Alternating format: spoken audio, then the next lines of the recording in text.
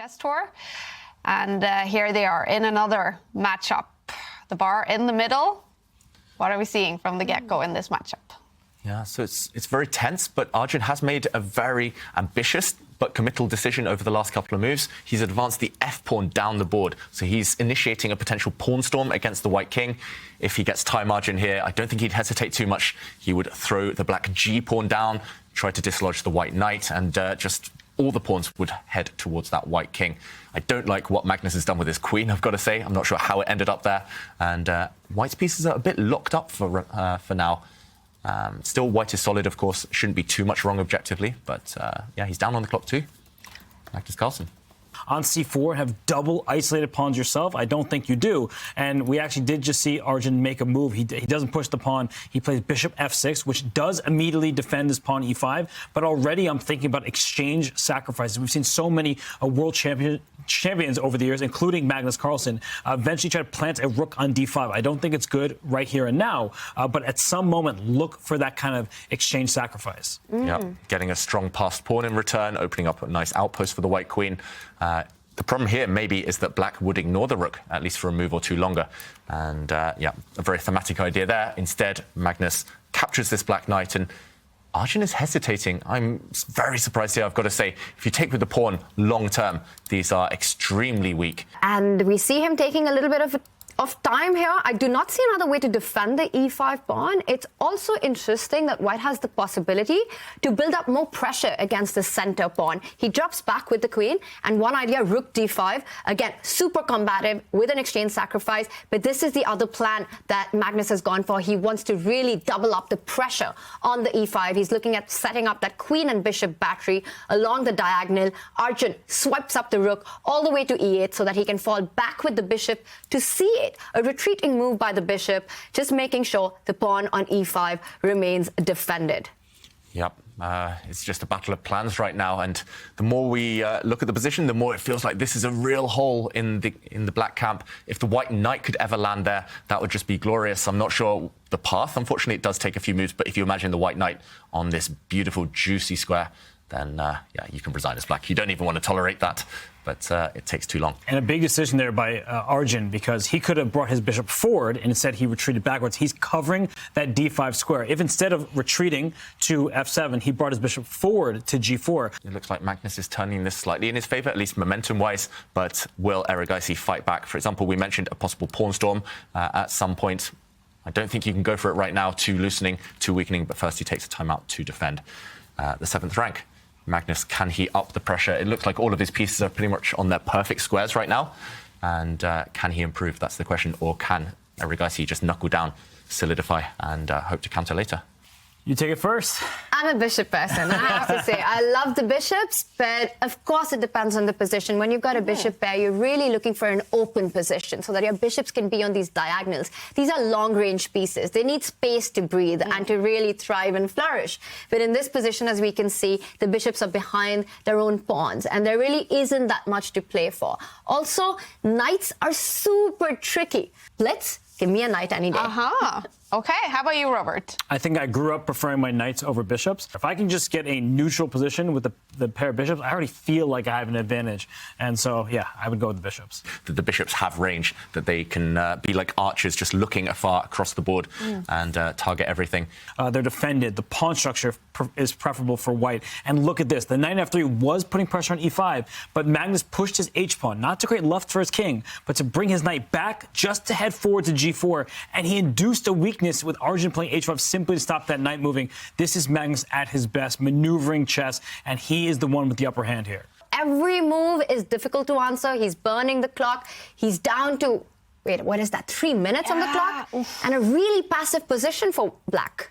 Hitting this pawn in the center and then flicking a pawn push up here to open the position at the right moment, just to try and gain some space. Magnus is super flexible, and okay, Arjun moves his rook. Magnus says, okay, I'm clamping down. I'm closing the position even further. Now there's a nice juicy square later for the white knight. I don't think you want to rush in, but definitely no pawn pushes for black on that flank. Knights thrive in these close positions. Rook over to g1 and push his g-pawn. And I think Arjun understands that he cannot sit and do nothing, because when that side of the board opens up, it's all fun for white, miserable for black. So he plays b5, trying desperately to claw open the queen side unfortunately, all of white's pieces in good place there. So he does go forward with your knight g5 idea, David. He gets that dark square bishop off the board. e5 becoming even bigger target. c5 now cemented on a dark square. You don't have a dark square bishop to defend it.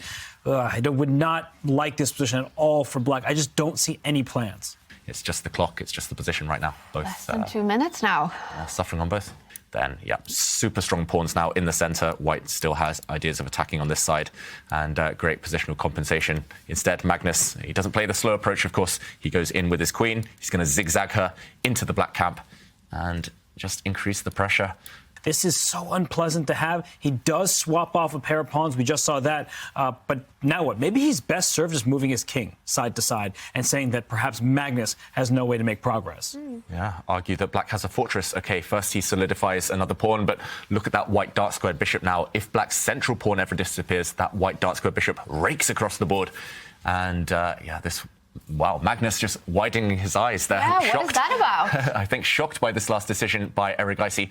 It did feel to me like Magnus was trying to provoke this move. I think Magnus would have happily invested 2 or 3 moves to provoke black to push his pawn to g6.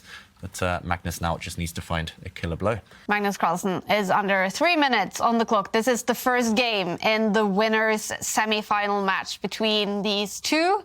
The winner of this match goes through to the winners' final, and the loser of this match is knocked down to the losers bracket to play the losers quarterfinals tomorrow. You do have 2 lives in the double elimination format. Wow, and a slight surprise to me, at least, because we were just highlighting some potential checkmating ideas on the dark squares, but Magnus has offered a queen trade. First, he dropped back his bishop to a1, white's bishop in the corner. Nobody puts it in the corner. It still looks pretty good there. But, yeah, the queen trade heads towards the endgame, but the problem for Arjun is the rooks are still on. With the rooks off, you could maybe hold a draw if you're lucky, but with the rooks on, white's rooks clearly superior to those passive, to their passive black counterparts. What do we think of this decision? Surprised, but I think positionally it seems to work really well. He knows he's got a long-term advantage with all these pawn weaknesses. Now what black can count on is that b3 weakness that white has. A lot of weaknesses for black, but white's got 1, and that's the pawn on b3. He offers 1 trade of rooks. The more the rooks get off the board, the easier the defensive task gets for Arjun. But yes, Magnus will trade off 1, but not the other. Yeah, with his remaining rook, Magnus is going to go pawn hunting.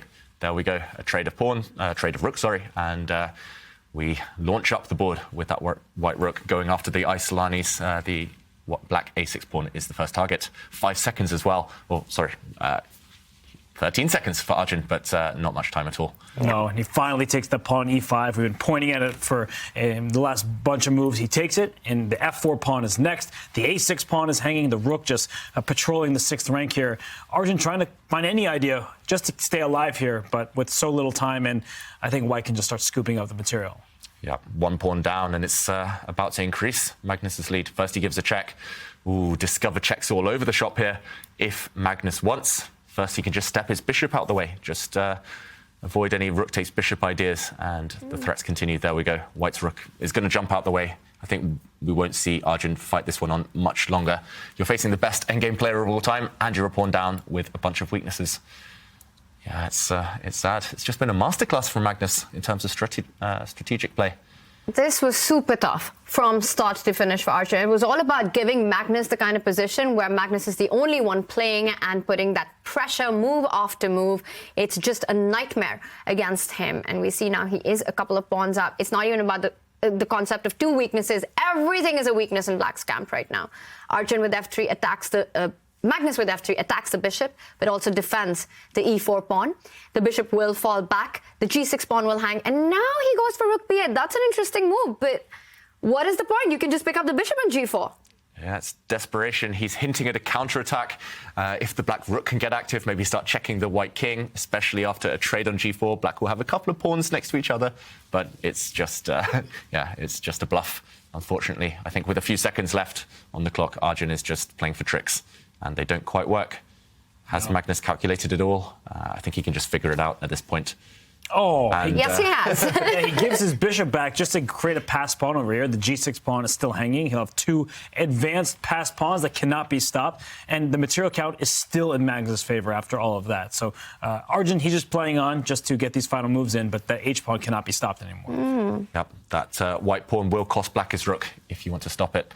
Actually, you might not even get given the opportunity. A rook trade and white will make a new queen. Arjun is about to resign, losing on time as well, and he logs off immediately. Wow. It's a win for Magnus Carlsen in the first game in the winners' semifinals. He's playing a match against Arjun Erigaisi.